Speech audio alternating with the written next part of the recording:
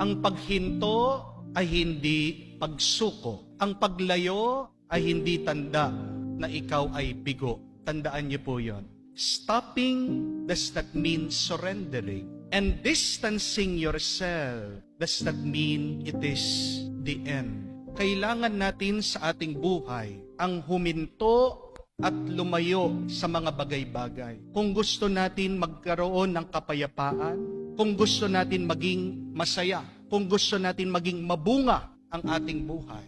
Halimbawa na lang po sa mga mag-asawa, kapag masyado ng toxic ang relationship, kapag wala ng tigil ang bangayan, ang away, ang murahan, pag meron ng sakitan, hindi na maganda yan. Kailangan mag-cool off muna. Kailangan huminto muna kayo. Kailangan lumayo muna kayo sa bawat isa. Hindi ibig sabihin pag kayo ay huminto dyan sa inyong relasyon, kayo ay lumayo na sinuko mo na yung inyong pagmamahalan, natapos na, nawala na. Hindi. Ibig sabihin, kailangan nyo munang ayusin yung problema ng bawat isa.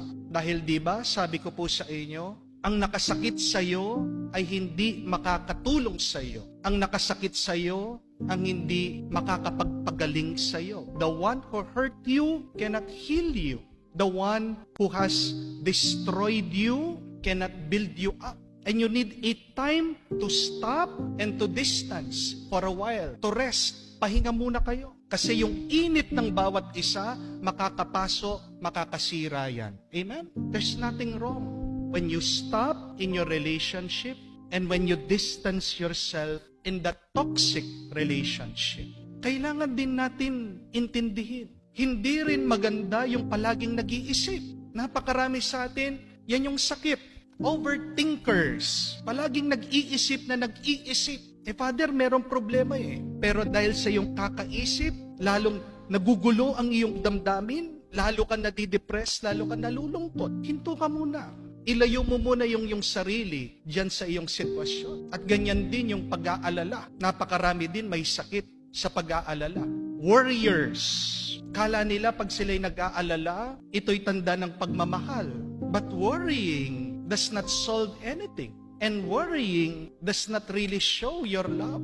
You're just destroying your peace. Pag palagi kang nag-aalala at nag-aalala, wala naman nangyayari, wala kang nagagawa, wala kang naitutulong. Kung gusto mong talaga makatulong, huminto ka, ilayo mo muna ang iyong sarili, magdasal ka. Di po ba? At ganyan din ang ating narinig sa ating Panginoon. Ang ating Diyos, si Jesus, marunong din huminto sa kanyang trabaho. Marunong din siyang lumayo. Narinig naman natin sa Ebanghelyo, napaka-busy ng kanyang schedule. Nagtuturo sa sinagoga, inimbitahan umuwi sa bahay ni San Pedro, may lagnat yung kanyang biyanan, pinagaling, napakaraming mga tao na dumating, pinagaling din, tinulungan ang mga taong ito. Pero tingnan niyo po, pagkatapos ng lahat ng kanyang ginawa, early in the morning, Jesus went to a separate, quiet place. Sabi po ng ating kwento. Lumayo siya.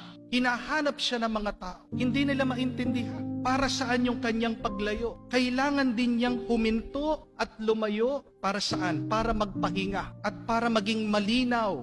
Ano ba ang kanyang misyon? Dahil gaano pa kaganda yung ginagawa, pag masyado kang babad dyan, pwede kang mawala, pwede kang malito. Tingnan nyo na lang po, subukan nyo. Ilapit nyo yung kamay nyo sa mata nyo. Lapit nyo po. Subukan nyo po. Ano po nakikita nyo? Wala. Di po ba?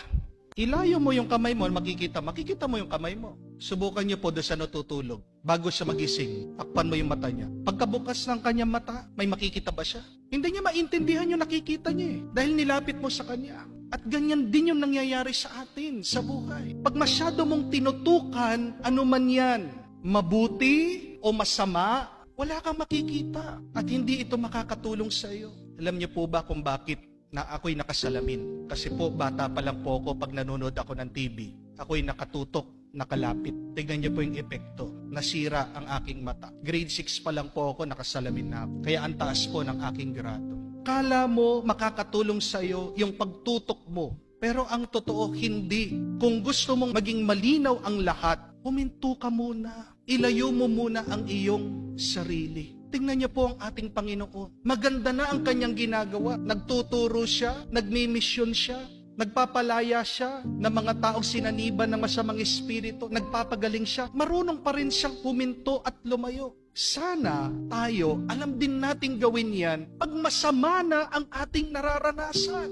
Mas pasana na tayo ay huminto at lumayo pag masama na yung ating nararanasan, pag meron ka ng problema. Hindi makakatulong ang pagtutok mo at pananatili diyan.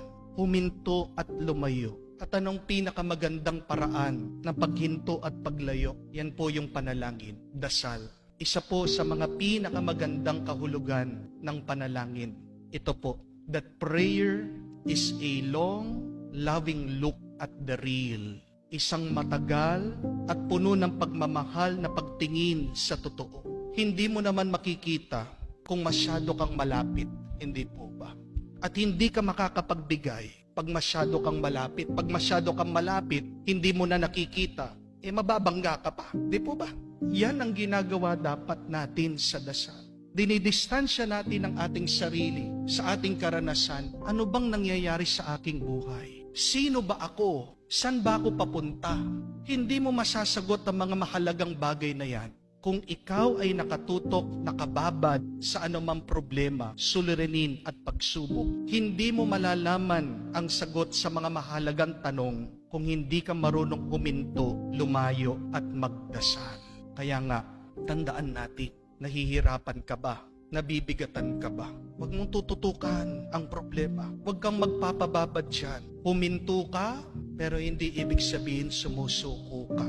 Lumayo ka, pero hindi ibig sabihin bigo ka na.